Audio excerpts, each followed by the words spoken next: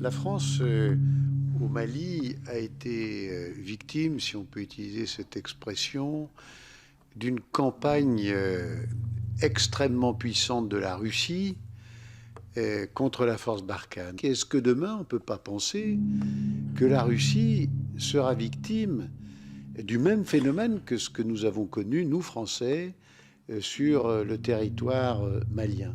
Pas que la présence russe est nouvelle au Mali. Le cas du Mali est très particulier. Le Mali, ce n'est pas la RCA. La présence russe en RCA, effectivement, est nouvelle. Elle date de 2017. Au Mali, ça n'est absolument pas le cas. On est dans le cas d'un État qui, dès l'indépendance, a souhaité mettre un terme au partenariat privilégié avec l'ancienne puissance coloniale au profit de l'URSS et des républiques socialistes soviétiques. Donc ça, il est évident qu'il y a de toute façon un substrat qui existe au Mali, où il y a eu énormément d'échanges et d'interactions, particulièrement dans le domaine militaire, entre les acteurs soviétiques, particulièrement les Russes, et les Maliens. Rencontrer des gens qui parlent russe au Mali, c'est extrêmement courant. Donc ça, c'est le premier élément.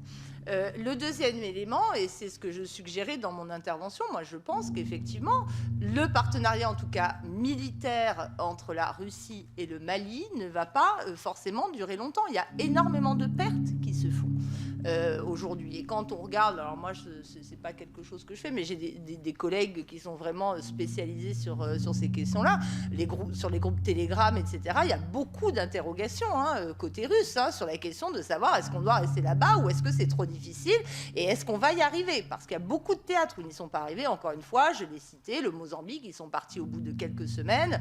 La Libye, ça n'a quand même pas été un succès fulgurant, même s'ils intervenaient, il faut s'en souvenir quand même, du même côté que de celui que la France soutenait également. Ça aussi, il ne faut quand même pas l'oublier non plus, c'est quand même important. Et moi, à mon avis, il y aura un départ militaire, une contraction de la présence militaire, mais moi, je ne ferai pas le lien avec la junte. Cette junte ne tient pas avant tout grâce à la Russie. Il n'y a pas de protection de régime de la part de Wagner, contrairement justement à la RCA. Non, l'accord qui est passé, c'est de combattre les Touaregs. C'est vraiment ça. La principale, d'ailleurs, victoire qui a été obtenue grâce à l'intervention de Wagner, c'est la reconquête de Kidal. C'était l'obsession malienne, la reconquête de la souveraineté sur le territoire. C'est vraiment ça qui intéressait les Maliens. Donc c'est à ça que l'on veut que les forces de Wagner ou d'Africa Corps soient employées, et pas à la protection du régime. Le régime, il s'appuie sur une très forte adhésion populaire. Alors, et si il devait chuter, ce sera, à mon avis, en raison de l'érosion de celle-ci, mais pas parce que la Russie se retirera. La Russie, c'est très intéressant. Alors, on a tellement parlé, en effet, comme vous le disiez, sans doute, à mon avis, de manière assez caricaturale, de la présence russe, en la réduisant largement à la présence de la figure du mercenaire prédateur que serait Wagner.